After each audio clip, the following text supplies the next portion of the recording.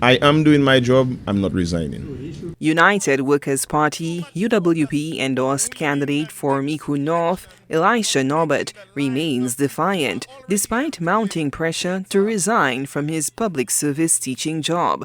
A leaked warning letter from the Ministry of Education recently surfaced online, addressed to Norbert with the subject, "Your engagement in political activities." The letter warned of actions to be taken should there be any breach of the staff orders governing public servants. Isn't that leaving out maybe 12,000 voices, ideas, opinions, suggestions that could possibly improve on the ideas of any government? Well, these are the staff orders, and you are aware of them. You did sign on to it when you became a public servant. Correct. And when you become a member of an organization, you have a responsibility of making that organization better as a member. We have to leave St. Lucia better than we found it.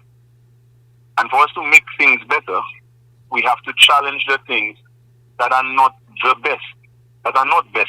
The leaked letter, signed by Permanent Secretary in the Ministry of Education, Kendall Kodra, warns the UWP-endorsed candidate Elisha Norbert of the breach of the public service regulations. The letter cites violations of the staff orders and Teaching Service Commission regulations, highlighting two key sections. One section prohibits public officers from calling, speaking at, or appearing on platforms at meetings discussing government actions. Another section, 4.16, explicitly forbids civil servants from engaging in party politics, including holding office, canvassing, criticizing government policy, or publicly supporting political parties or candidates. However, Norbert is challenging the staff orders, calling them archaic and placing the call for reform at the feet of the ruling St. Lucia Labour Party. You cannot be nominated if you hold public office. So for me to be nominated successfully, I must resign. Everybody knows that.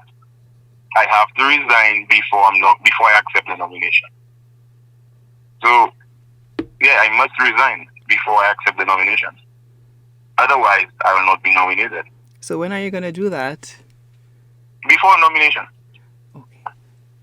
Otherwise, I will not be able to be nominated unless the St. Lucia Labour Party becomes the hero of public servants and teachers, and they adjust the laws. They do the right thing and help give more power, give the voice to people. You have teachers with scotch tape on their mouths.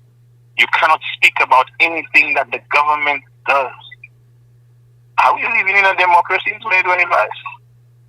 So if the St. Lucia Labour Party adjusts the staff orders and allows free participation, freedom of expression, make St. Lucia the land of the free, the brave and the free, then I can continue to participate. I look to the Labour Party with a sense of hope that they will do the right thing.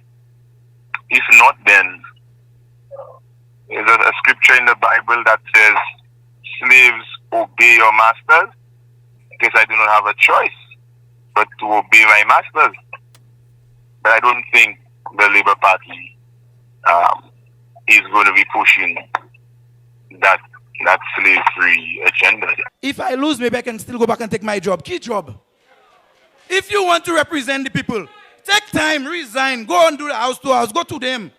Newsforce also spoke with the current Micoud North MP and cousin of Elisha, Jeremiah Norbert, who was the first to hold his opponent accountable, calling for his resignation from the service to remain in keeping with the laws of the land. If you have an issue with a particular rule or particular law, there are lawful ways of taking up these issues. So, I think is if the Teaching Service Commission has a responsibility and they do what they have to do, I personally am not getting involved. This thing is, you yes, I know soon they will try to turn it to political football, and I really don't have time for that. So I'm really not going to get involved too much on that particular matter.